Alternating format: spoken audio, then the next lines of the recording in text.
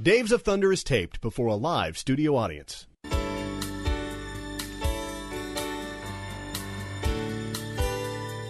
Dave, Dave, Dave, Dave, Dave, Dave, Dave.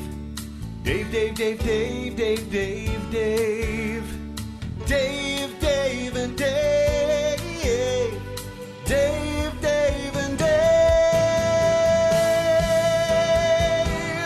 David and Dave, Dave, David and Dave. Hi and hello, podcasters. It's your old pal Dave Dameshek here. David Feeney over there. Welcome to episode whatever of Dave's of Thunder. I hope all's well wherever you are.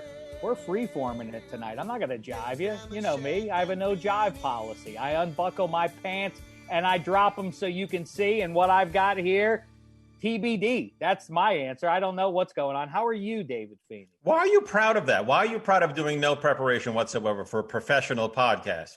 I know you don't play. I know you don't do that with the other podcasts. Well, that's yeah, right. Because I is it TBD on the other ones? TBD on End Zone? No, but you should be flattered by that. It shows the confidence I have. It's sort of like in what confidence in what? I don't understand that. Confidence in your own magnetism and your own talent. Don't you understand? That hasn't worked before. Haven't you watched? Don't you remember Tom Brady and Randy Moss? Cold how they pizza. made magic? It's like the broadcasters would swoon. Only a relationship forged with all those repetitions can shine bright when the light is hottest. See, that's how I trust you. Everybody else, ham and eggers. It's got to be scripted for them, beat for beat, or else they go nowhere. You and me, we're like Miles Davis and Coltrane, the Blue Note, 58. Like that. Keep going. Come on, talent. Come on, talent. Get us through that magnetism. Go ahead.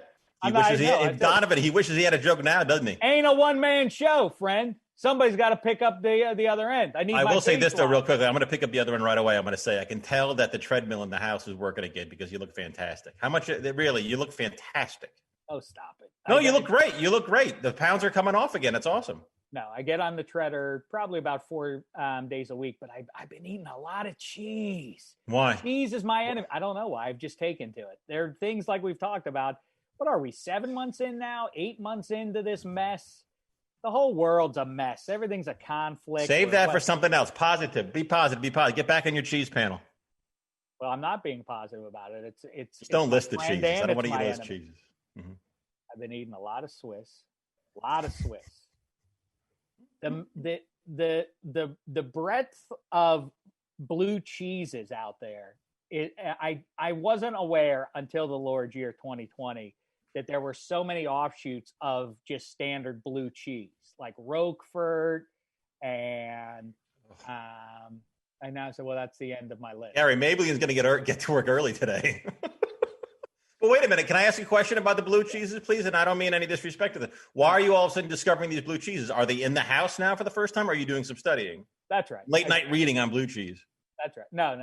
Yeah, listen, I do it by. Why is it in? I go to the grocery store and I see a bounty of cheeses, and I've been selecting a variety and eat way too much of it.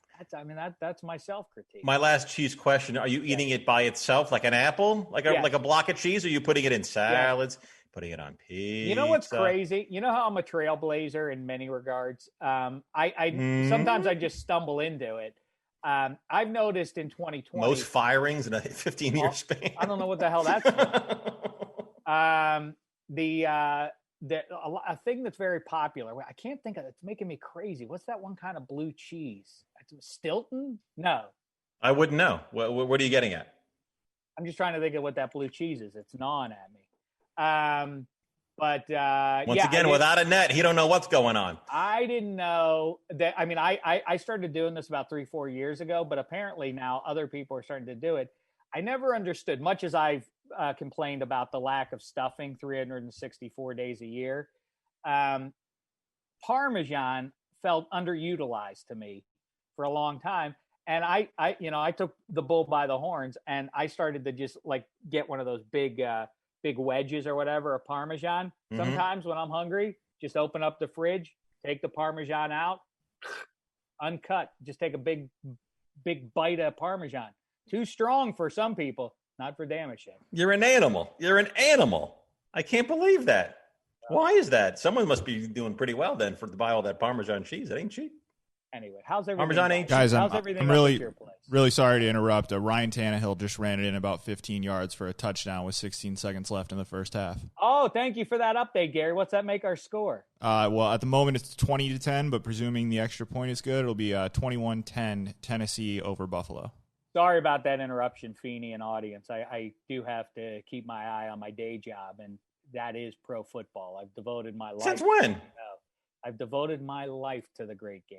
Wait, why do you have to keep track of a Tuesday night game between the Titans and the Bills? What do you care?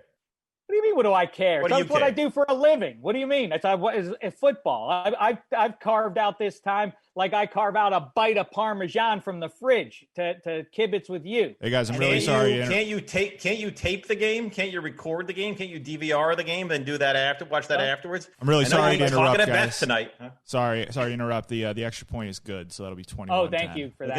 Look at Gary dive 2 feet into the bit, head first into the bit. What have I told you? Life's not a bit. This is my job, and my voice is an important one in the world of pro football, and I don't want to take a second off. That's not my way. I love your backdrop, by the way, not to change topics, but the double deuce is your backdrop from Roadhouse. And I like the fact that the backdrop you chose is from the double deuce without the steel cage in front of it, without the net in front of it. This is the cleaned up one. This is after Dalton has kind of cleaned up the joint and whatever. And you have Jeff Healy. And no bottle's going to come hit him. No. No, indeed. No bottle's going to hit him. I mean, the lawlessness of pre-Dalton double deuce is just so – I mean, I feel like anytime I watch that – and by the way, they've been running it lately on the pay movie channels, and I don't want to go into Roadhouse for the umpteenth time. Sure. But it really is striking how outrageous the behavior was in that bar. I mean, it makes me feel like my life has been a sheltered one when I see like just random patrons losing their shirts. I mean, like you could just hang out at the double deuce before Dalton made the scene. You could just sit there without a shirt on, you know, man or woman. Sometimes the women, again, just customers at the bar, get up on their table and dance for the pleasure of their bar going mates. It's crazy. Uh-oh, he froze. Yeah, I mean, here's the thing. Yeah, that's a big thing about that bar. But also, you're forgetting the fact that there's knife fights. Knife fights as well. There's knife fights. People are stabbed in that place. Right, yeah. A lot of people packing PG-13 level weaponry. Hold on, you're really breaking up, buddy. I'm so sorry. Oh, I am? Do you see him, Gary? I'm hearing every second word. He's good on my end. Looks good to me. Is it just mine? Is it just mine that's not working? Because you were kind of going in and out, buddy. I'm so sorry. But you've been fine too, Feeney. So I don't know. Maybe it was okay. Weird, let's just reset. I missed like every third word. That was stupid. I was no, not at all, not at all. But I'm worried about Feeney going forward. Then, if he's not able to hear, it's going to be hard for him. Now you're fine. Now you seem to be fine. Now, right. So I just said something about you could have knife fights in a bar. Who knew? Something like that. What was the cover charge for double deuce? What did it cost to get in? They had a cover to get in that. Didn't it cost like I mean I can't imagine what it was back then in '89. Was it $10? That crap hole. I had to throw a couple bills to the bouncer to hear Jeff Healy do his thing. No, but that's what I think that, and I love by the way that Healy's at that meeting at the beginning when be nice unless you're trying not be nice. What is Healy doing there? He's not a troublemaker. How great would it be if Dalton gave him this check? What if Dalton told him to take the train?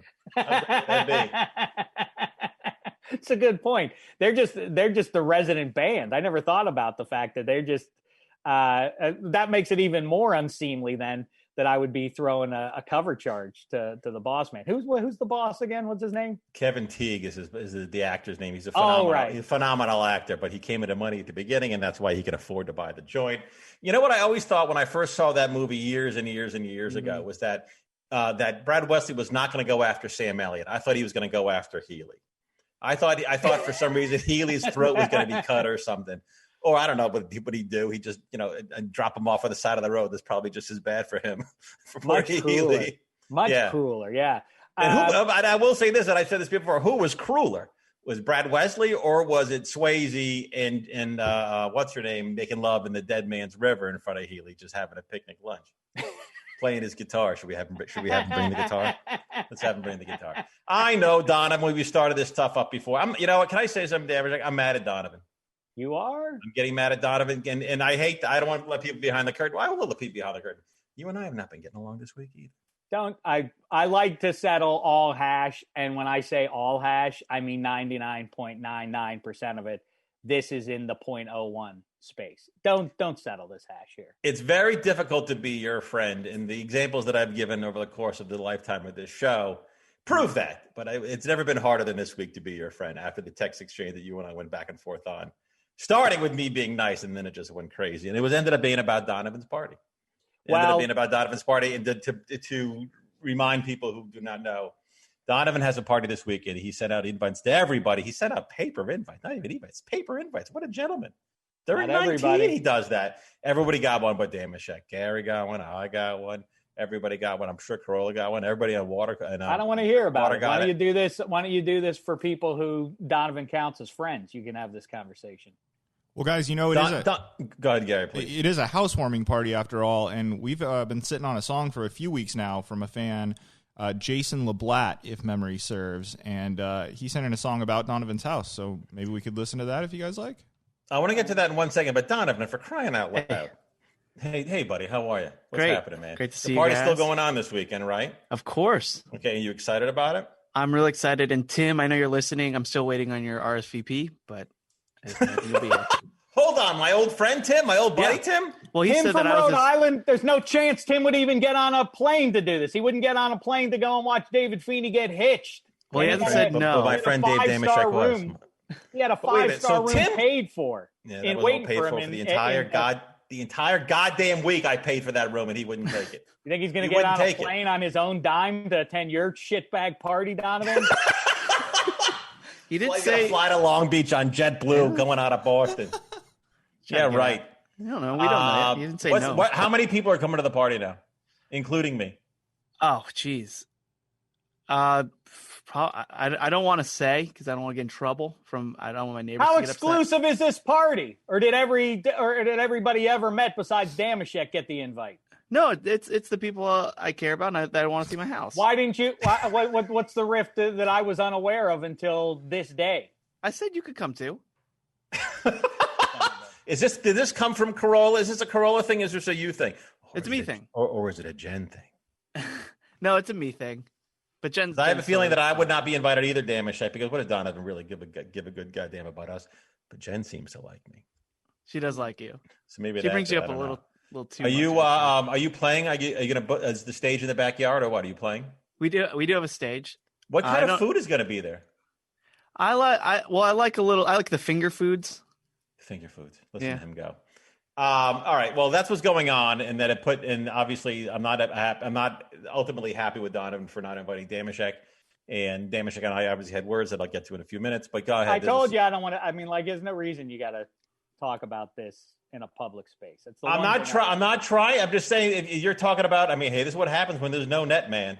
Yeah. This is what happens when there's no net. All right. You're gonna be really excited too because Doubleton's gonna be there, and I know you haven't seen him in a while. He is? Yeah. Now I have to go. Yeah. What is he? Oh, I can't wait. Okay, I can't. You know, I don't want to. Hold on, Gary. You said there's a song. Play the song. All right, here we go. How do you feel? I feel good. I am so insanely excited. Who buys a house before you're married? 5 bedrooms. Yeah. 5-bedroom house. Sure. Someone who's got something to prove. I really am just smiling from ear to ear at you just thinking about it. Donovan does. He's got so much to lose. The weaker he is, the more excited you get. But if you want to hold on to Trent's love, I heard the Savoy Special. Oh, it's super hot. The Savoy Special. That's right, and I think that's the perfect nickname for Donovan's house. There's a special room for little people. Wizard of Oz, well, it plays on a screen. Donovan watches from his bed in the drawer. Oh. But if you want to hold on to Trent's love, I heard the Sapphire Special. Did your Jennifer, even though you're not married just yet, did she carry you across the threshold in her arms like this? We haven't Or done did she it. just push you to the mail slot?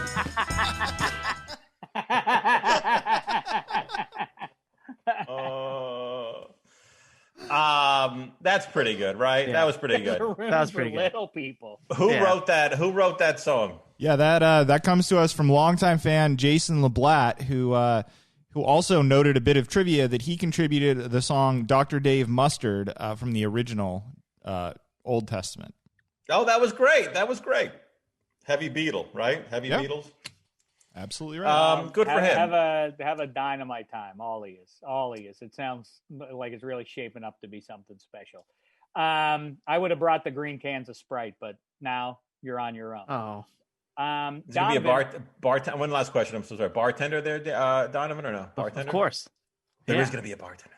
Bartender No, and some signature drinks. It's going to be great. What are the names of the drinks? Well, you have the Loxy, named after my band. What else?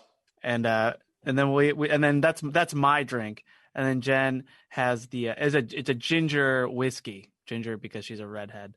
So that's her drink. This is pretty well thought out, Dameshek. I'm sorry you're going to miss it. It'll be fun. Yeah, somebody's been working on his Yeah. act a little bit. Good for you, Donovan. And how long is your set going to be on the stage?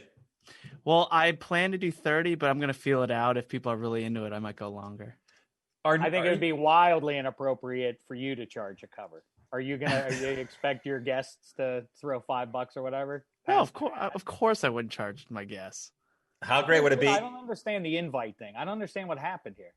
How great, and I'm the one who's paying for it, and I'll get to it in 1 minute, but how great would it be if Donovan played the guitar like Healy on his lap? How great would that be if he's just like...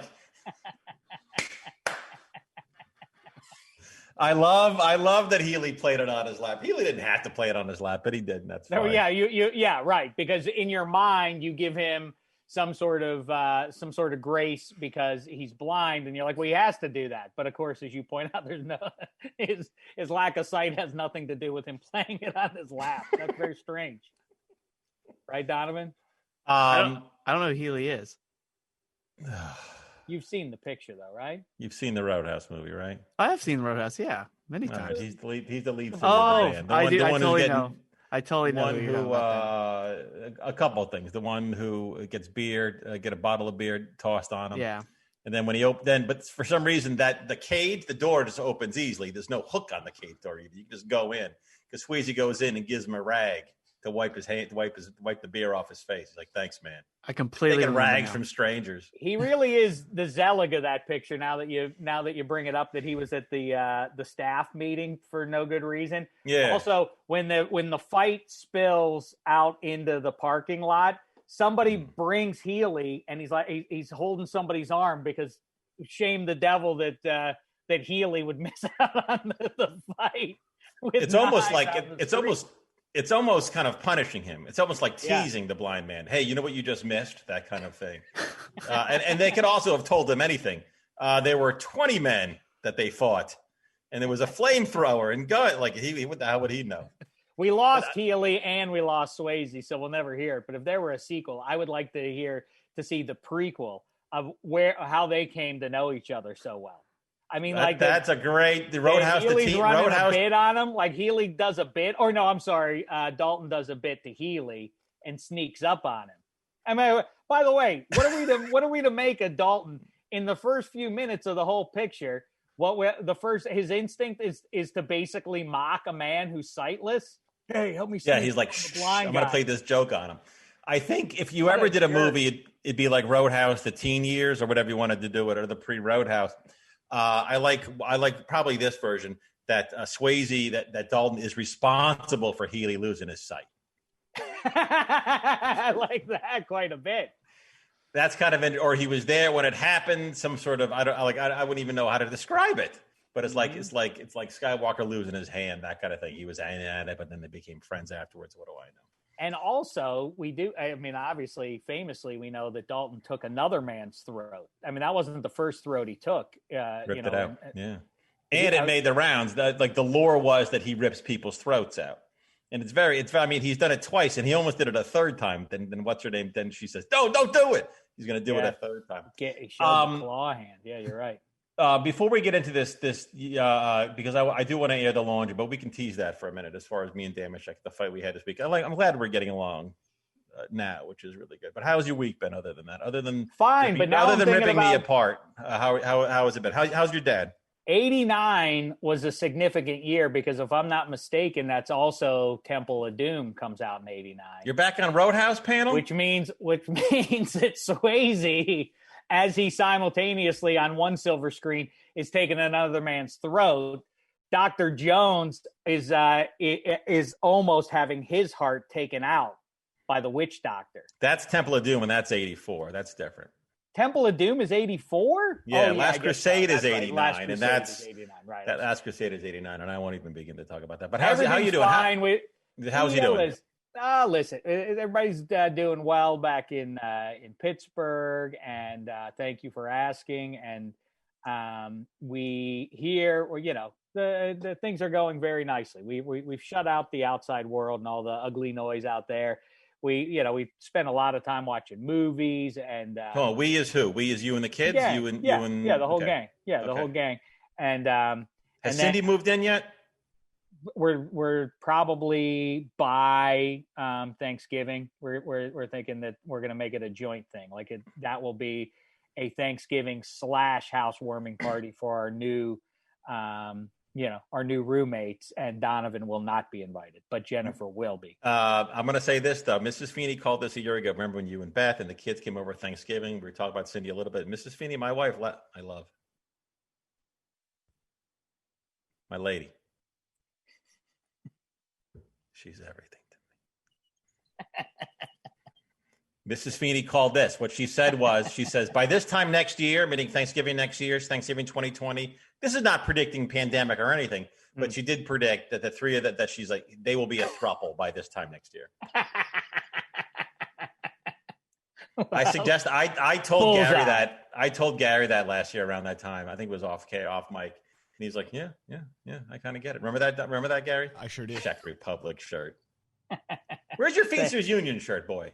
It's dirty. The baby threw up on it. I was wearing it over the weekend. You're wearing it while feeding baby? Not feeding him, but I was just carrying him around. I like to represent on the weekend when I'm out and about at the Costco and, grocery store or wherever. I run the errands on the weekend. I'm trying to I would like to see baby in the shirt at some point. I'd like a picture of baby in the shirt, and that would be my backdrop next week. I would be happy to do that.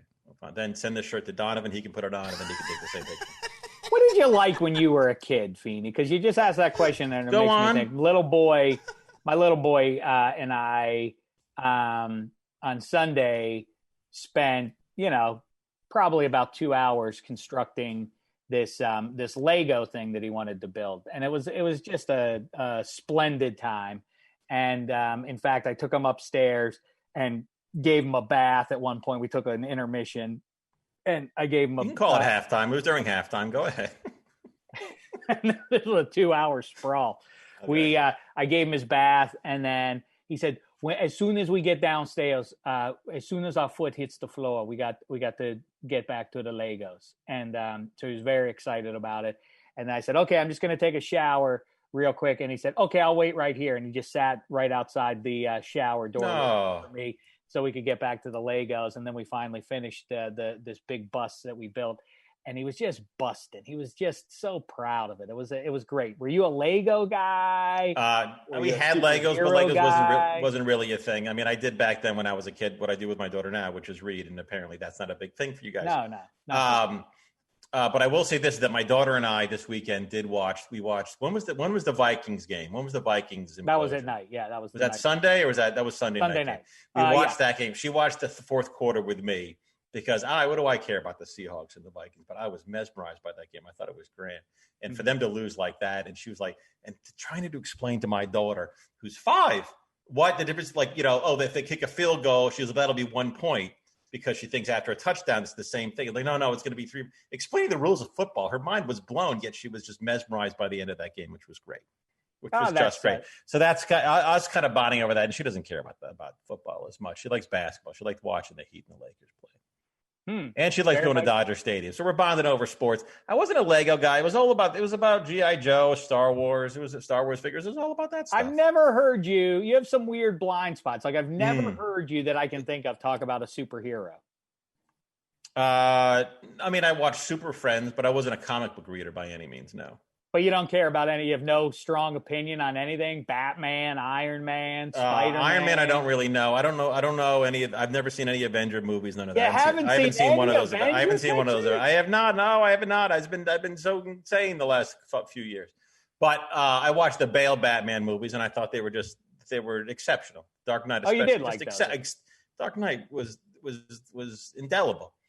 And with Superman, we always talk about Superman as Superman 2 and Superman 3, the Chris Reeve Supermans. Yeah. I don't think I've seen, I haven't seen the Supermans after Superman 4, A Quest for Peace with John Cryer. John Cryer from 2.5 Men is the bad guy in Superman 4. Makes no sense. Richard Pryor is much more shameful. I mean, I can't believe that movie's okay. Pryor. That movie's okay. I've seen that movie probably 20 times for some reason. And Robert Vaughn's the bad guy and seeing Pryor turn. But it was clearly just a money grab. And that's when you with -3, huh? Superman shows up, but he turns evil, and somehow his suit gets dark as a result. Yeah. Without explanation. How it got and his part goes on the other side of his hair, which made no. And he fights himself in the junkyard. That's right. Yeah. Like, by the way, you can fight yourself. You can fight if you're writing that scene, writing that sequence. We're gonna have Superman fight him. We're gonna dramatize his internal struggle by having him fight the two Supermen fight. Or he's gonna fight Clark Kent. Okay, where do we do it? Where do we do it? Do we do it in the ocean? Do we do it in space? Do we do it in Hoth? Do we do it in the North Pole? Do it in Africa? No, let's do it in a junkyard. What the hell is that? Let's have him fight in the junkyard. Makes no sense whatsoever. I thought that was pretty. Yeah, now that I'm thinking back on that picture, it's maybe it's not completely atrocious. It just doesn't sound right that's what Dick Pryor, how he spent his final days. In fact, he's a good cautionary tale. I just told my kids the story of Richard Pryor as a reason why they should never smoke crack. You know, what's that? He was freebasing that stuff. As far as what, him burning himself up? They were just asking me questions. The preteens are now asking questions about, like, what happens with drugs? Like, why do people do drugs? Why do they take drugs and everything? So. Have they asked you if you've done them? No, they have not asked me. What happens when they ask you? What are you going to say? You going to tell the truth? No, say toe the straight line. You know, I mean, maybe I experimented a little bit when I was an undergraduate, forever ago, but I don't know anything about that stuff. But what if? Oh my God, that's amazing. What if they ask their mom about it? What are they going to say? Your mom's going to sell you out, right? She's still angry. Who? My mom? Yeah. Or their mom? No, Mo. No, you'll recall that one time I conceded on this show on the Old Testament that I remember we were going to unveil Big Dark Secrets. It was the famous football pillow story. But I used to make love to a pillow that's shaped like a football, yes. Right. And that was a true story.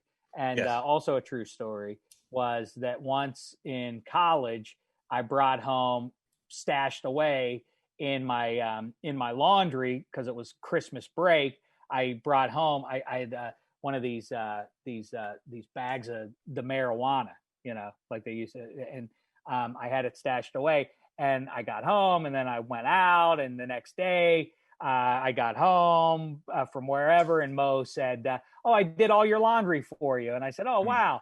And I didn't put two and two together. I realized, oh, wait a minute, there was something hidden away in that in my laundry bags. And so I ran up the stairs, and sitting right in the middle of my bedroom, rolled out perfectly, was that bag of the weed, just sitting there, looking at me. And and then we never spoke of it, though. We never spoke of it until we called old Mo on the Old Testament Days of Thunder, and I admitted that, and she had no recollection of it.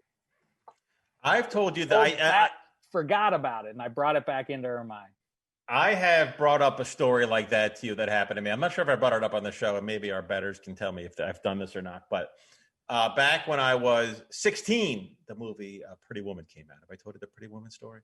I don't think so. Pretty Woman came out now. My parents. I can't wait to hear this. Now, Pretty Woman's a phenomenal movie, and it's one of the. I love it. I love it to this day. It's 30 years old. Who cares? I think it's terrific. When that movie came out when I was 16 years old, my parents went and saw the movie. She's a hooah.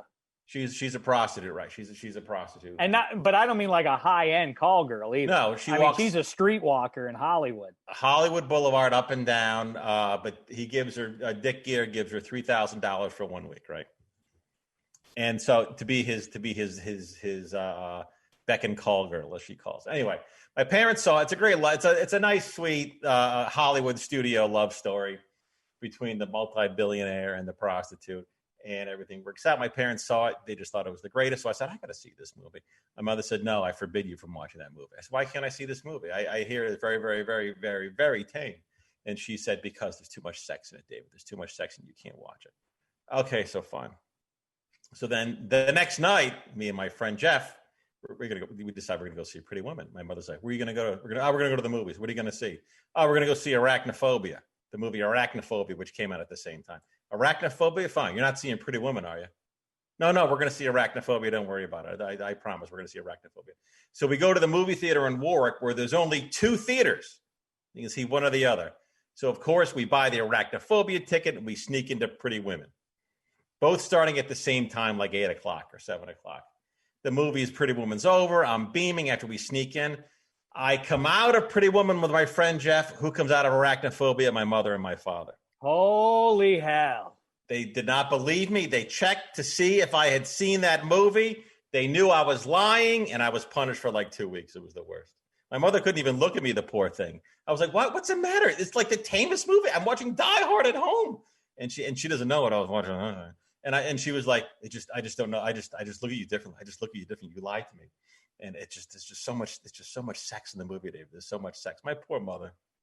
First of all, that was much more mild. If I were going to give that a rating, I would give it a G rating, maybe PG at worst. But I thought this story ended much worse. I thought this had something to do with you beating the hell out of yourself and your mother finding you to the tune of Julia Roberts laid across a piano or something. I didn't know what you were doing. No. Something like that never happened. No. Has that happened? Did your parents walk in on you? No, I thought your sisters walking on you? No, I thought that's where your story was leading to. Though. It did not, but for you to jump there is very interesting. What happened to you growing up? No, but tell me, what happened to you? Nothing as filthy as all that. But let's get back to the fact that you, a teenage boy, right? What is late teens? 18-ish, 16, 17-ish. Yeah. Pretty Woman and Arachnophobia are out.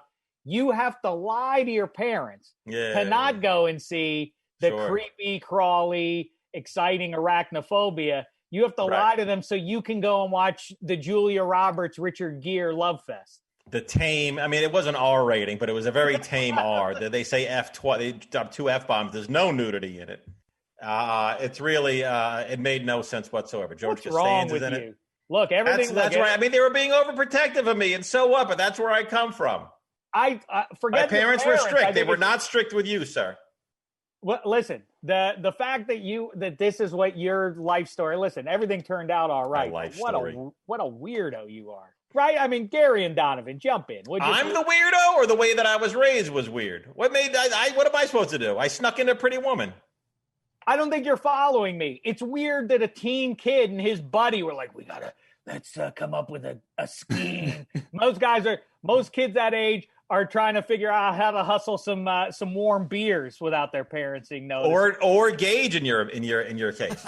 But I did not at all. But that was, and that's the guy. I see where you're getting to now, and you're absolutely right. That was the worst kind of thing I did in my high school years. I didn't think I did anything worse than that. By the way, my parents knew I was going to do it. And yet you have such a dark mind. Yeah. Also, your parents trying to bust you, knowing you were lying, and this was your lie. This is sad. I don't know if I should admire you. I guess parents should say this is what we want. Very often when Tim Tebow was at the height of his powers, that was always the refrain.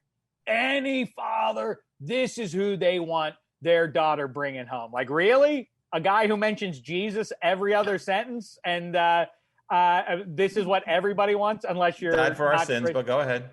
All right, but I suppose that you would be the dream to have brought home. Like, what's the worst thing you ever did as a kid? I snuck in to see Pretty Woman.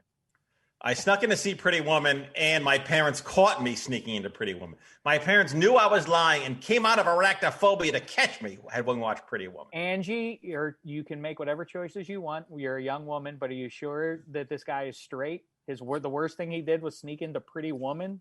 What did you do that was so bad, other than burn tree? What did you do that was so bad? I wouldn't have been within 100 yards of tree. You ever drink before you were 21? You drink before college?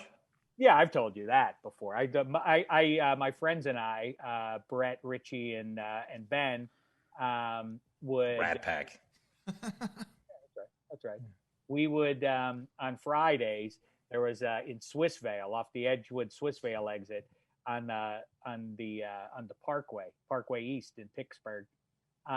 We would go through this drive-through liquor store where they sometimes would ID you and you could show a terrible fake ID, or sometimes they wouldn't even bother with it, and you would just say like a case of Iron City or whatever, and then they would just put it in your trunk. You'd pop the trunk, they'd put it in your trunk, and off you'd go for the weekend. And we standardly did that at the start of every weekend. And then, we would drink them wherever. Haven't I told all this, Gary? I'm sure Gary is saying yes, but but hold on. So you would do that. You would actually get loaded. Well, it was even worse, wasn't it? Didn't you drink the warm ones before basketball practice on Monday? Thank you, Gary. Somebody listens. It's so nice to feel validated, to feel heard. Yes, we would. Oh, Donovan. What's wrong with Donovan? Not just that he's not inviting you to his party makes me very sad. You would have had a great. The fact that it's nice to feel validated, and poor Donovan's like, forgetting the fact that he did not invite Dameshek to his own party.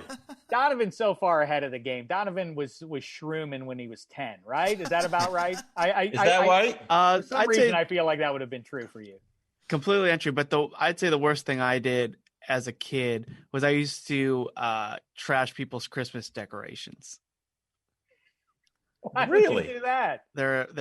It was what a Grinch. Because you hate Christmas? No, it was just he was the size of an elf, and he was headed to world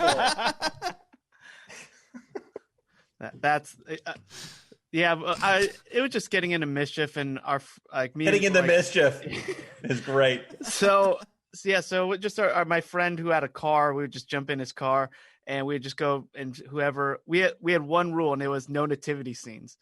But everything else is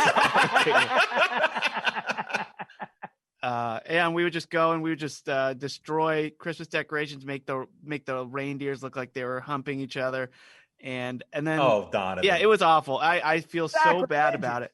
It was Donovan, come on, truly terrible stuff. Like, we did really bad stuff, and then I remember one time we pulled up to a house and I recognized the house. It was my friend Doug's house, and they're like, let's get this house, because it was done to the nines. And wait, Feeney, he's describing the plot of Can't Buy Me Love. Of course it is. But go ahead. Oh, okay. Well, they were like, we got to get this house. And I said, guys, no, not this house. I know this guy. This is Doug's house. And then one guy just goes, I don't know Doug. And then just runs out and just starts destroying the place. And next day I see Doug, and he is so bummed. And did he know you were a part of it or no? No, to this day he doesn't know that. Now he does, probably, right? If he listens to this thing, well, we'll tell him Saturday at the party. His real name. At the party, we'll tell him. But hold on, have you ever? These are all neighborhood homes. You did this? Yeah. We would.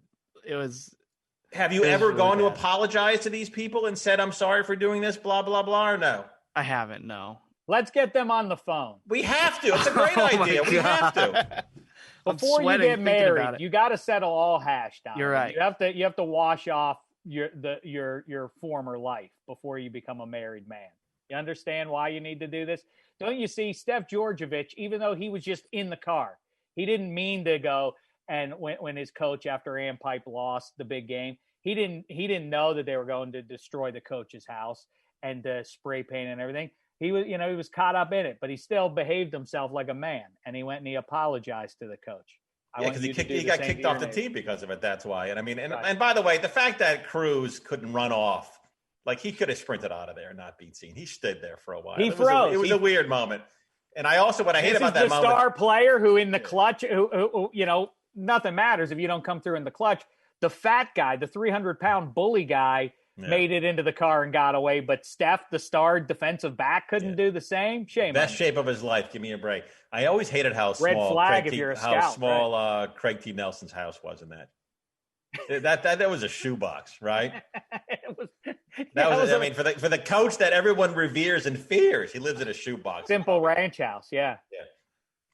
So Donovan, I think Dameshek makes a great point. I think you should call some of these people up, at least one family, and apologize. That'd be nice, Donovan. Let's do it on the show, though. Okay? We should settle some hash. We have Dameshek and his prom date. We got to settle that hash.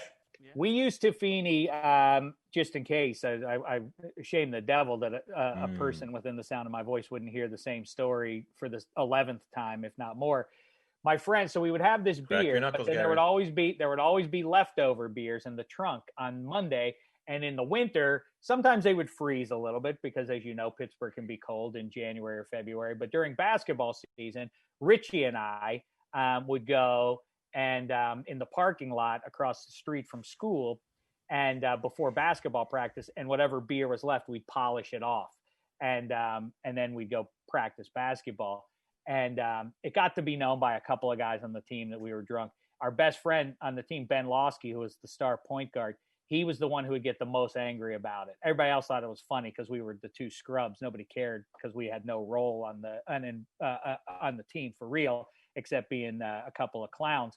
And, hey, Dameshek, I'm really sorry to interrupt, but Le'Veon Bell has just been released by the New York Jets. Released! Boy, oh boy. See? What's the lesson? Stay in Pittsburgh, PA. It's always better there. Once you get outside, it's a cold, cruel world. Finish your story, though. See, I should have stayed in Pittsburgh, and so should Le'Veon Bell. And my life would probably be much happier. But then again, we wouldn't be having this wonderful conversation. You and I would not know each other. What are you talking about? That's true. True that. What the hell would you be doing in Pittsburgh?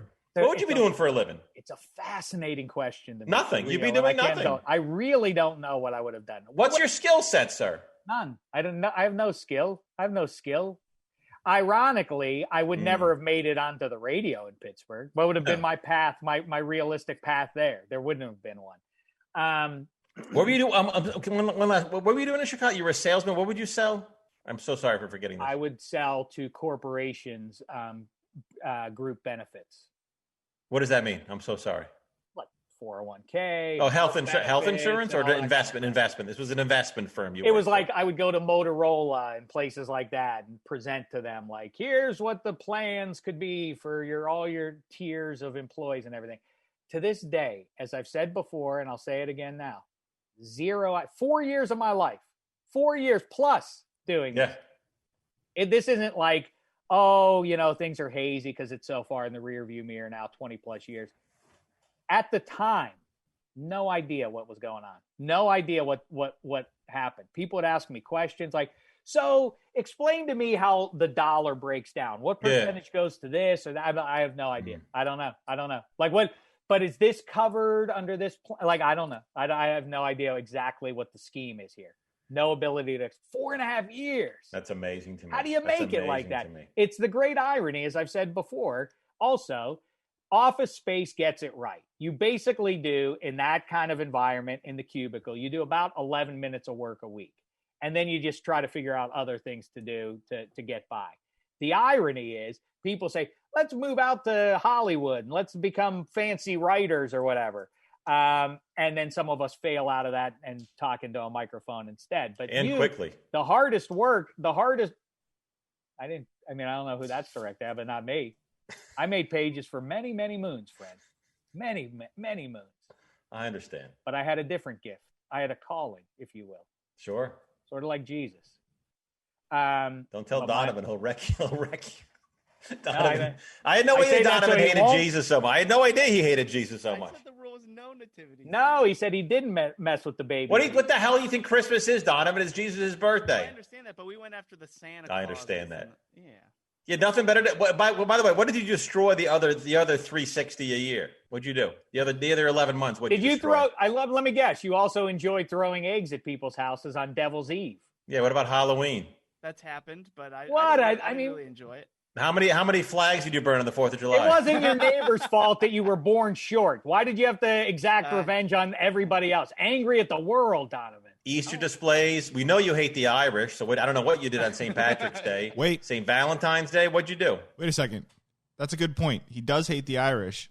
Donovan, have you ever thrown a potato? Whoa, breaking a case. Always on the job. I haven't heard a no. I haven't heard of no. I was just going to say that. Donovan, what? Who hasn't thrown a Dameshek, is it an inside job? No. This son of a bitch. Making us all look like suckers. Jerks. Donovan. If your fingerprints were on that potato, I will find out. And there will be a heavy price to be paid, sir. I wanted this party Saturday night. Donovan's doing God knows what. We're bobbing for apples. I don't know what the hell you got playing. And all of a sudden, boom, we hear against the side of the house. And it's just Dameshek from the street chucking it. I don't know if that's the way it's going to go. Chucking a few Yukon Golds. You're going with a felon. Hey, You're Dave. going to go to a party. It's going to be very much like the double deuce. You might get shit while you're there. Dameshek. I can't believe you. I'm very sorry to interrupt, but the Titans have just scored another touchdown. They're blowing out the Bills, huh? They are. See what happens when you bring up these football scores. We're on a good track. We're doing well, and then the train just stops for these No ridiculous justice. scores. Is that what you want? There's no justice. So wait, the Titans almost get pro football shut down with the 19, and they benefit from it with having their feet up, nice and rested, to vanquish the Buffalo Bills. Weird.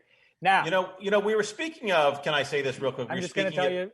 Oh, please go ahead. No, please. No. No. I was just going to finish up. Me and Richie, we would go across the thing, and we would have a couple beers, and we were 17 years of age, and I weighed 138 pounds. So not surprisingly, actually, it's still true to this day, as you know, Feeney. If I get a beer in me, I'm drunk, and I stay that drunk the rest of the night. That's a gift that I was given by the booze gods forever. But what's tricky about that is I've never seen, and this is with respect, and I know the same with me. I've never seen you drink just one beer.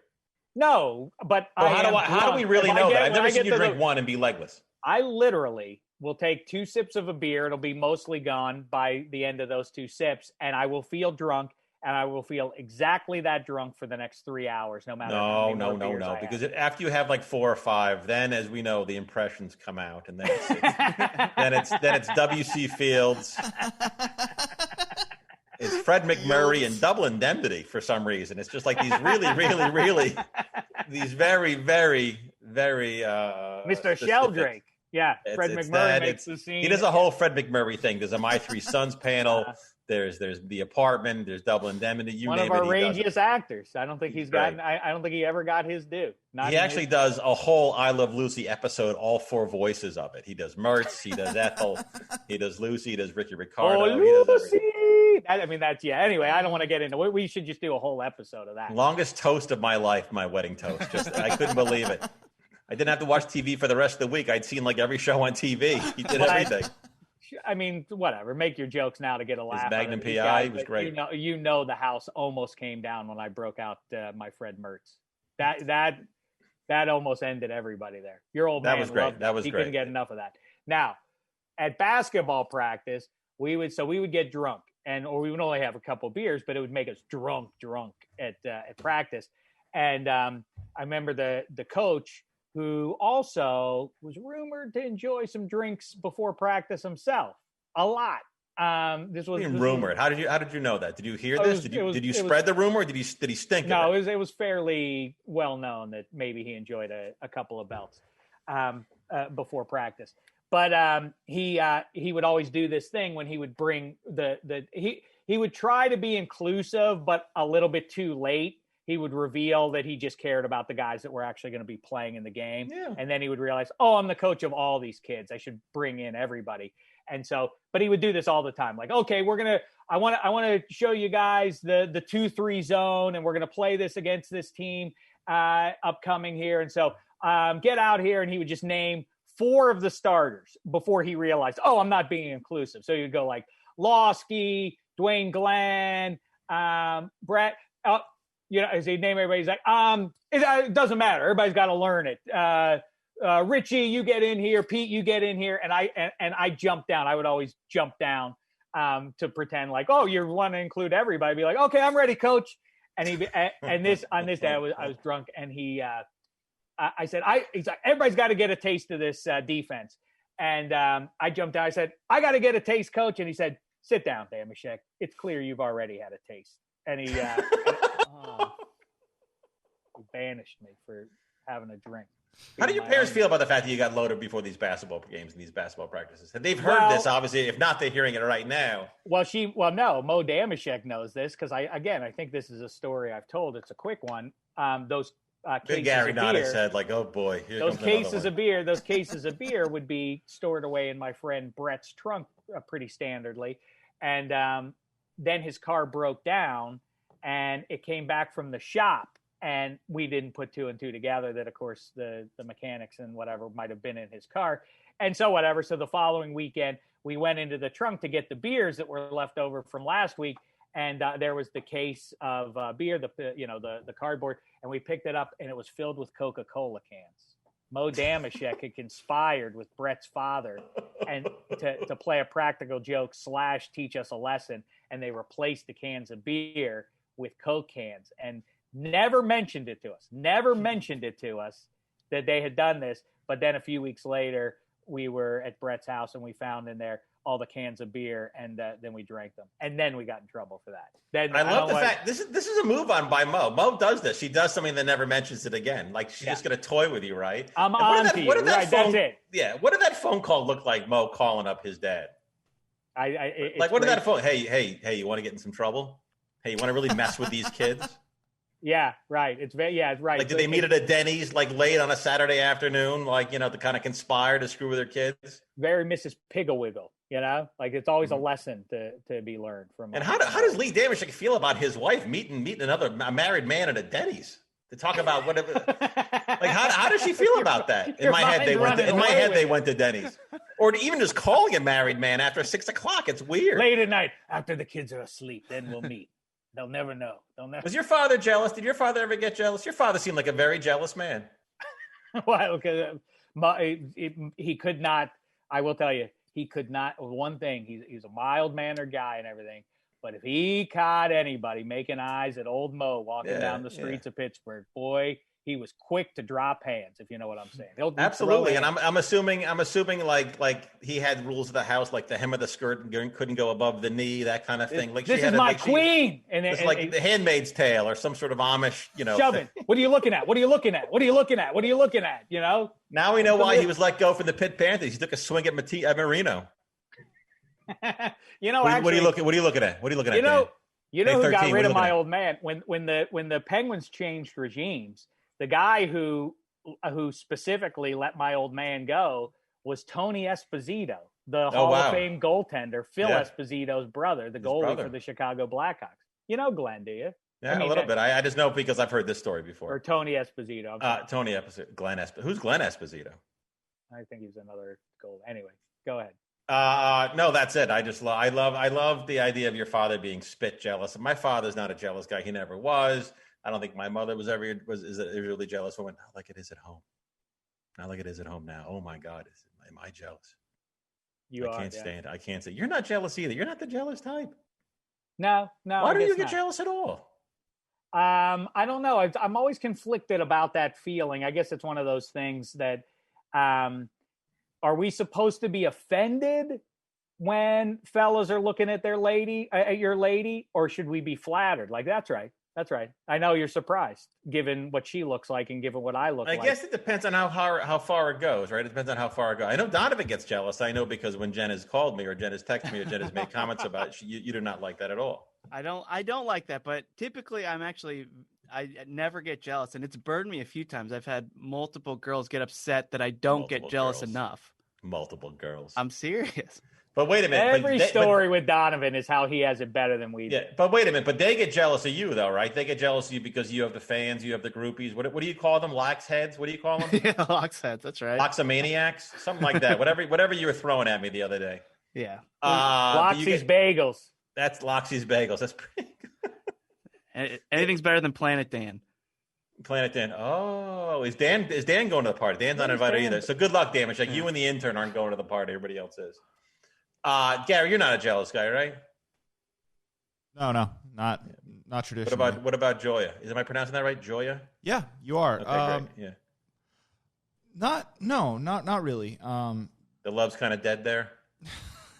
Absolutely not. The love is stronger about than baby ever. now. It's all about baby. Because as we've Gotta said, stay together for baby. Dameshek hit me to this jive a long time ago. Is that when you get married, when you start dating, you fall in love, you get married, you're both on the same level. But unfortunately, because you're both number one. But then when baby's born, you're number two. The baby's now number one. But for you, the man, the wife is still number one. And that's the problem. That's for some reason that balance is going to be really, really off the rest of your life, which is why, Donovan, I would say don't get married or don't have children. Hey, here's something crazy, not as crazy as a 17-year-old sneaking in with his best pal to go and see Pretty Woman instead of Arachnophobia. I'll go to hell one day for it. But still weird.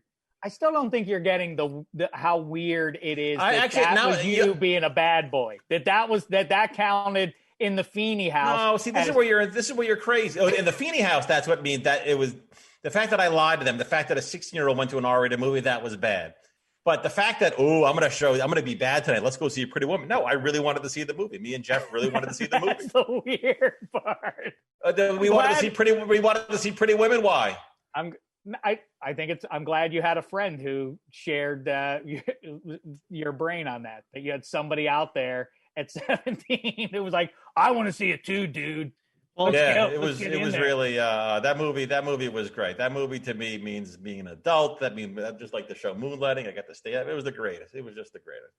Feeney, was any part of your reasoning to watch Pretty Woman the same as like when guys would go watch Porky? It's like, oh, I hope there's something sexual or anything like that. I don't think so. I don't think. I mean, the fact that it was R and it was prostitution, I'm sure that was alluring, but nothing I'm going to see at the Warwick Mall cinema. On whatever night that is going to top what I saw the night before on Friday Night After Dark on Cinemax, right? Nothing's going to top that. Or what am I going to see through the blurry lines of Emmanuel in Love, whatever the hell I was. You're just young enough to have been a part of the transition, like we've talked about. Brian Benben in Dream On.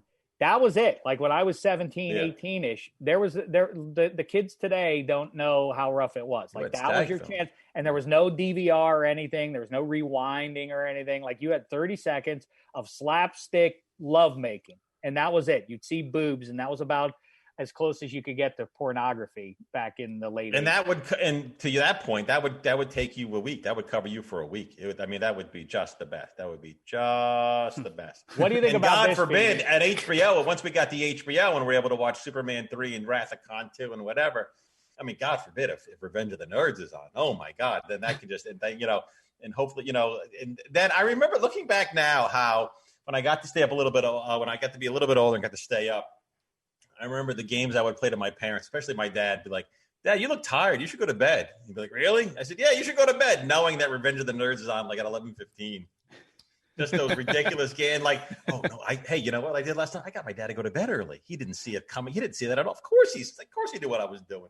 I mean, of course, that's there's a felony in that movie. Multiple felonies by the nerds, as we've discussed, too. Yeah, it's pretty bad. Look at us. You know what, Dameshek? I'm a little upset at you because look at us getting along great right now. We're getting along great. I know. Well, how about this?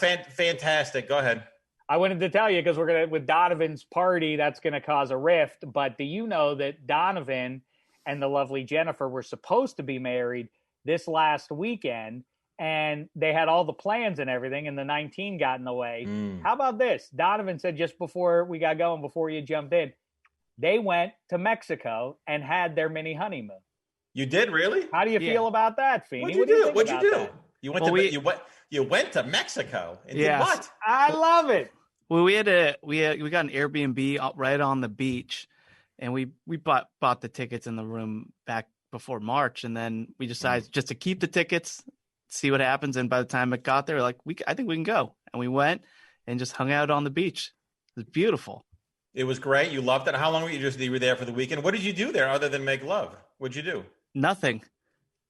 Did you go in the water at all? No, did you fish? How'd you eat? Well, we still went in the water. Yeah, they have just like taco stands or restaurants where you can get food, bring it back, and things like that. And you consummated the non-marriage. Oh, of course. But now, is it one of those things that Dameshek did with Beth before they did get married, where you just hold hands, look at each other, and you say, you know what, we're married? So now you don't need a ceremony really anymore? No, we still want the ceremony and everything. What do you need it for? Now you don't need all that. I agree. I've been around, Donovan. Trust me. You don't need it. Yeah, someone as seasoned as you, Shek. I'm going to take. Wow! Look at him get his shots in. No, but congratulations, Donovan. So now are you? But so now once you get married, you're not going to have a honeymoon. Is that how it's going to work, or what? no, we'll still do the honeymoon. This is just going to be a small little getaway right after the wedding, and then later on, I want to go to Europe. Did you bring the guitar? No, you didn't bring the guitar. No. Okay. I went a cappella. You just sang to her with the ocean keeping the beat for you, the waves keeping the beat. Yeah. Great. If there's any lesson, look at Donovan. Just look at him, world. What about him? I mean, you can watch us, by the way, on YouTube. Dave's of Thunder is how you do it. Finally a plug. Good for you. Take a look at Donovan. And while we're doing the plugs, Extra Points, check that out. Thrice Weekly, -3. It's all happening. Check it out. Gary. The lesson is, hold on, Gary. Learn to play guitar. Look at Donovan's life. He has no business rivaling David Feeney. Don't you see what David Feeney's done with his life? All that he's achieved, and he had to beg and plead Jennifer to take his hand in marriage. Donovan, in the meantime, throwing women out, not acting jealous enough, then they have to break up with him because it's an uneven thing where he's the domineering force of the relationship. Learn to play guitar. You rule the world, right, Donovan? Yeah, it's the best thing I've ever done. Go ahead, Gary. Neil O'Donnell, please. Neil O'Donnell. 4 wide with a back joining O'Donnell. Blitz. O'Donnell over the middle. Intercepted wide open is Larry Brown. No one near him, and Brown takes it inside the 20 to the 18. Let's get to it. Don't throw 14 in my face. Don't throw 14. What's to get to? Let's get to the point I was bringing. And now I'm glad I'm doing it. And now I'm glad I saved these things. I'm glad I sent them to Gary. I'm talking about the fact that we're getting along great right now, and you have. I mean, and the fact that I really want you to kiss my ass a little bit because I'm a very loyal friend. There's so many times where I should have kicked you to the side, but I didn't. Mm-hmm. It speaks to a love I have for you that is inexplicable, except that it happened when I saw you. It happened immediately. For some reason, when I met you, when you had a woman on each arm back in '99, cutting out the noise, a briefcase also to your side with that videotape of referees getting punched out, which you carried with you at all times. With that, for some reason, I fell in love. And yet, for some reason, we get so angry with each other when we text. And I know that Donovan's party is one thing and it's a big deal, but I mean, just to pull back the curtain, when just because you called me so excited, I don't even remember 8 years ago, and you're like, oh my God, there's a midnight showing of 2 weeks notice. They say Sandy Bullock's never been better. And I was like, yeah, count me out. And you got pissed at me and didn't talk to me for like 3 months after that. But anyway. It was 2 months but that was upsetting. That was upsetting to me. But by the way, it wasn't 2 weeks notice. It was Mickey Blue Eyes. I'm sorry. If you remember, but it was, I'm sorry, go ahead. I really, and also by the way, what's the first movie we went to see in the movie theater? The first and only one, I think. It was the Woody Allen caper picture. The Small Time Crooks. That's right. Small Time Crooks. Small Time Crooks. Then we went to, we saw that movie, and then we went to Bergen's afterwards, and we, did we? It was without. No. We did go to Bergen's, and we threw it on, but triumphantly. Like we've talked about, I just can't imagine that wouldn't happen now. We're too far along in life. What do you mean? If I met you, I might be like, oh, that guy was that. What a great guy. What a funny guy. But I can't imagine getting on the phone or otherwise with you and being like, hey, you want to go see a movie? No, that'd be very weird. That would never happen. That'd be very weird. How do people get to be friends? I don't know. I have no relationship anymore. There's a necessity to be friends at that age, I guess. You want to get out there. You want to see the city. When we get older, we kind of withdraw a little bit. We went to go see a movie, and by the way, we were the only 2 people in the theater. I think there was maybe one other person. Hey, Dave, I'm very sorry to interrupt, but the Buffalo Bills just scored a touchdown, and it appears they're going for 2. Oh, exciting, intriguing. See, pro football never stops. But yeah, I want, but we also, we did the right move of we left the seat open in between the 2 of us. There was no reason for us to be touching elbows. Also, I think that was the first time that you and I went someplace again, and we got the big popcorn, we got the 2 big sodas, and you had to get the red vines. And again, that was the first time you forgot your wallet. I made you pay for the popcorn even. I couldn't leave the red vines. To me was hubris. Popcorn's one thing, but red vines, milk duds. I knew it was. He wanted to do that thing where he wanted to put the milk duds in the popcorn. I cut that off. Anyway, I told myself I wasn't going to do this, but then I sent it to Gary in case you pissed me off, and you have upset me. Sorry. Which is why I'm going to show this thing. But I want everybody to see how difficult it is to be Dameshek fan, and I'm upset because you haven't. You doubt my loyalty. My loyalty to you is the fact that we're still friends because you're really not that nice to me. And I think Gary, you want to call these up? Yeah, let's do it. Here they are. This is the text message. This is the chain that Dameshek and I did a long time ago. Starting with me, what I did was, this was all about, remember last week on the show, we had Hanks. We talked about Hanks on Family Ties. We talked about the Hanks clip. And I sent Dameshek the clip. First of all, yes. I'm setting your phone as Blackjack, and it's a picture of Andy Van Slyke looking depressed moments after Sid Bream scored the NLCS winning run. It was after in 92, Francisco Cabrera. It was great. Bream to the plate, and he's safe. So, Gary, do me a favor. Can you read Dameshek, and I'll read me? Yeah, absolutely. And this is what's going to be. This is the text message. I want really people to see how horrible it is. Dameshek, by the way, you should turn the light on. I can't see you, boss. All right. There's no lights in this room. There's no lights in the room. There's no lamp in the room. There's nothing. No lamp. Look at my silhouette. Look at that. You're foreboding. Yeah, very. You look like you're some sort of mob informant who they've. Hey, I'm just in the crowd listening to Healy bang out the blues rock. It's great. And so this is the exchange that Dameshek and I went on. This shows you how horrible a friend he is, how much I try, and how insane it is to be this man's crony. This is last Wednesday at 3:27, and I'll start. And this is me. I'm talking for me. Gary's talking for Dameshek. Hey, you were really funny on the show yesterday. Whatever. Now, by the way, that's classic Dameshek. Here's the Hanks Family Ties clip, and I sent him the clip of Hanks and smacking around Michael J. Fox. Then 2 hours later, I didn't hear anything from Dameshek, so I said, nothing? Then about a half hour later, I responded. He didn't say. I responded again. I get it. You're steamed about something dumb again. Not at all. Okay. Sorry, Claude's crib. Just busy with work. Okay. What? You can be busy and I can't? I said okay twice. I'm sorry for bothering you. Then 5 minutes later from Dameshek. Are you really going to Donovan's party? There it is. Are you? Donovan's party? Yeah, Big Wolf on campus. I was thinking about it. But I wasn't invited, Bet. So what? Come as my +1. Jennifer will be home with the kiddo. That's not the point. You wouldn't even know him if it weren't for me. See? And so then I respond, are you really being serious about this? Serious as a heart attack, according to Jim. I don't know what to tell you, but poking fun at my credits is a great bit. Want to get it out of your system? Hot Pursuit was a trash fire. And the Man Show stunk on ice. You wrote on that one. I never watched Ben and Kate. There you go. All through it. Want to insult any of my ex-girlfriends while you're at it? Nah, brah. We should dish about this next time we spin. Can't spin this week, brah. Wait, you're boycotting because of Donovan's thing? Nothing to do with it. I have a work call. I can't move. Ridiculous. Ridiculous is a heart attack. Oh, God. Oh, God is a heart attack. You can cut out the heat attack stuff, too. What's a heat attack? Huh? You texted heat attack. I never wrote heat attack. I clearly meant heart attack. Then why didn't you text heat attack? It was a typo.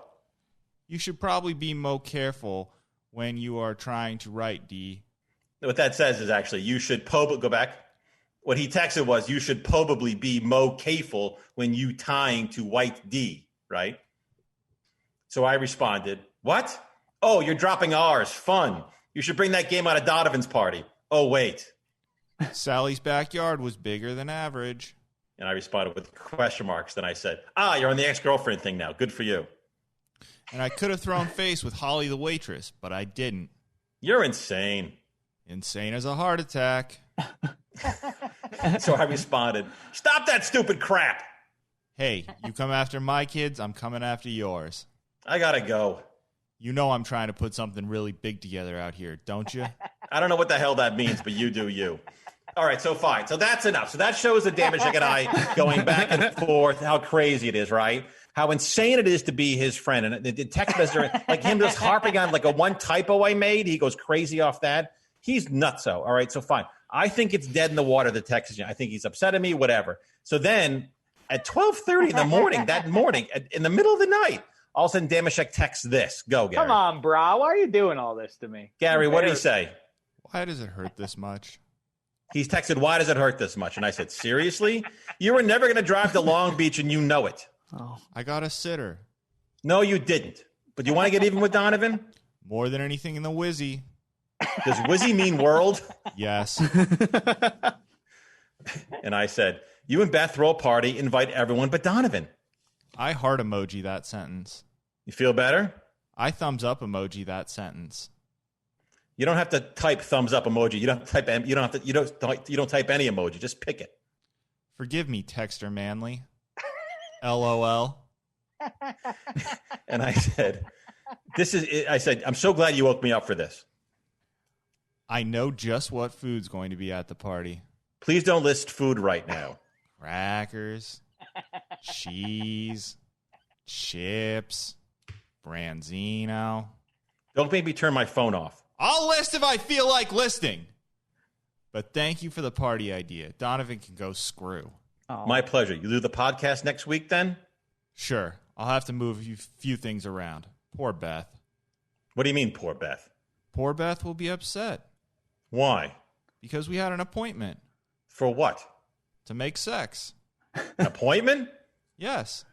For intercourse? Yes. At 5 p.m. on a Tuesday with 2 kids? Don't pretend like you guys don't do that. We absolutely do not do that. But wait, you said you couldn't spin because you had to work. You don't think that's work? LOL.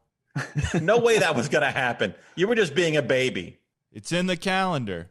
Boom, so then there's brah. a picture of Dameshek's calendar, which it says Bango. The title is Bango, and it's Tuesday, October 13th today from 5 to 6:20, and it's colored in Bango. And he responded, "Boom, brah." And I said, "You just made that." Not true. Then I have several questions. 1, you put sex appointments in your phone calendar. 2, you make sex appointments. 3, you call intercourse Bango. And 4, your window for a session is from 5 to 6:20. Wow. I'll take those in order. Yes. Yes. You got a better name for it? And jealous? Geesh, if you really go an hour and a half, then poor Beth is right. After we're finished, I'm going to stick a chewed gum down there. Good night. And then 10 minutes later, he responds, Ha ha! Hanks is ridiculous in this Family Ties clip. and I said, talk to you Tuesday? As long as you don't show this text chain. I promised. Honest? Honest as a heart attack. Huh? And then that's the end of it. And then I didn't hear from him again until right now. There you show my text messages. I think I could take legal action against you in the state of California. So you see, there are a lot of things going on there. One, I'm not going to get into the sexual politics that go on in the scene between a man and his wife. That's my business. But the fact that Donovan, do you see that? Did you see what you've really at the end of the day? Do you see what you've caused? I see 2 things. One, it is very frustrating texting Dameshek, especially when he's upset, just going after your credits like that. And 2, I didn't realize how much it hurt him to where he's up in the middle of the night texting you out of the blue. Texting me, why does it hurt this much? Which is terrible to hear. Why does it hurt this much? And also, he's planning a party. He's going to throw. Do you remember this exchange? I don't know what you were on. I was a beer and a half cocktail. in, I think. I told you I get drunk quick. I had maybe a beer, but last laugh is mine, Donovan, because now you know there's going to be some branzino being served up, and you don't get a single bite of it. What a list of food, by the way. Cheese, crackers, chips, and then branzino. What a left turn that was, that list. Never in my life seen such a left turn.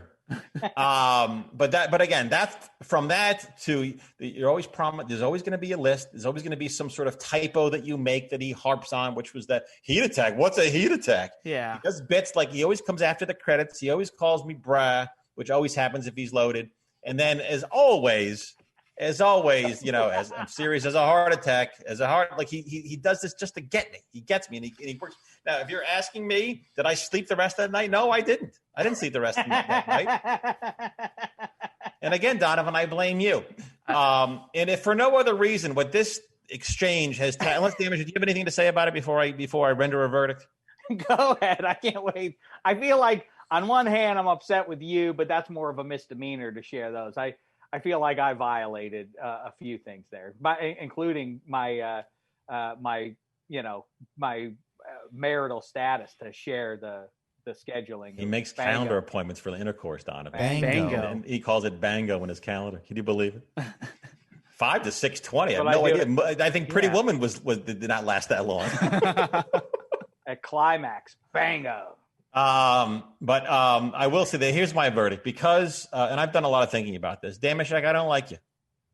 Don't like you one bit. But here's what I do. I love you.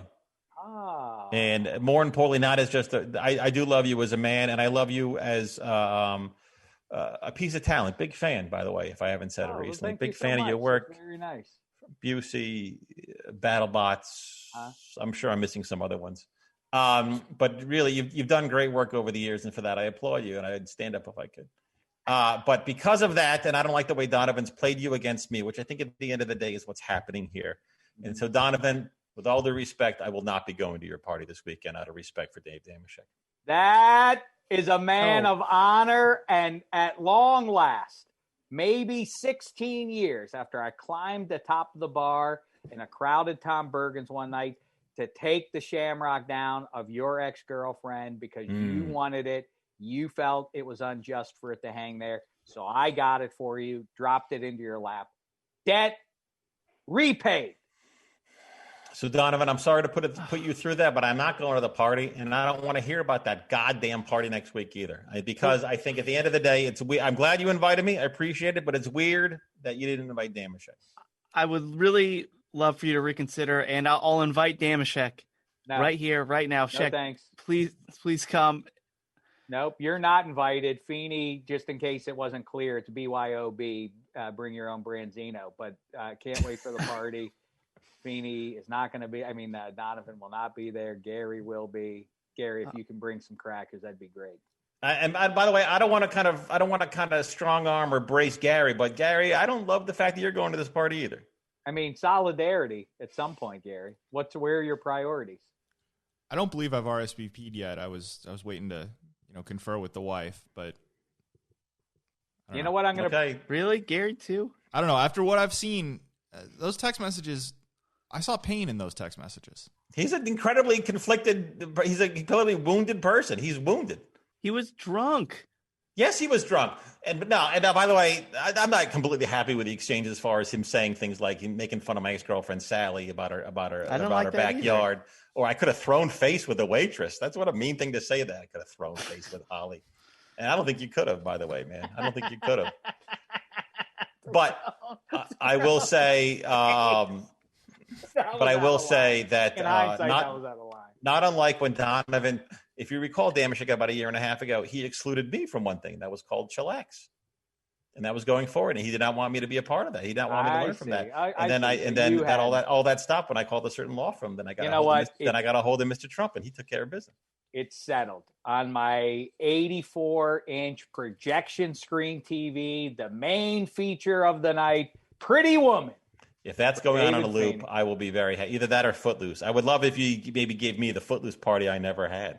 Oh, now we're thinking. See, outside the box. Boy, it's going to be a great, great time. Isn't it, Gary and Feeney? Yeah, brah. Absolutely. Yeah, brah. Nah, brah. Serious as a heart attack. Better than a heat attack. God is a heart attack.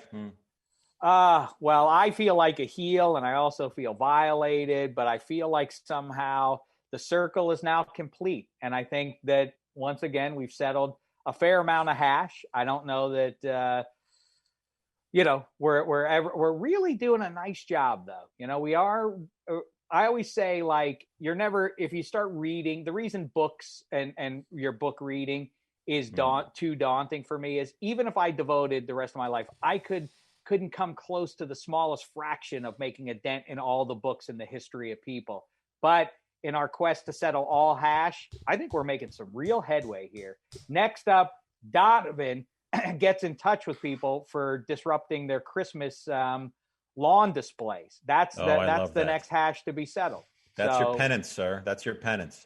I'm looking forward to that. In the meantime, hit the Yub Nub song if you don't mind, Gary. I think this is a good place to get out.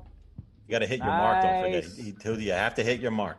I hope that this was fine. Hey, sorry to interrupt, but the Tennessee Titans just scored another touchdown. Another one. They've put it away. It's 34-16 pending the extra point. What a whipping. Well, listen, that's not our concern now because football is family and so are we. We've come together. Wedges were put between us and we overcame them together, except with Donovan. We'll do it again for you next And don't week. pull this again, Donovan. I'm sorry to interrupt Dameshek, but I'll make sure Jen doesn't go to the party this weekend to keep it up. It really does feel like he was trying to be a mixer here. He really wanted to make trouble. Well, congratulations. You got One your text win. for me and Jen don't go to the party. Two texts for me, Jen don't go home. That's just a warning, though, for now, Don. All right. I'm working. I'm sorry. I'm working, honey. Anyway, Mexico was great. All right. So, for Gary, I guess for Donovan, for Dan the intern, wherever he is, and of course, David Feeney. Thanks so much, podcasters. It's been a thin slice of heaven.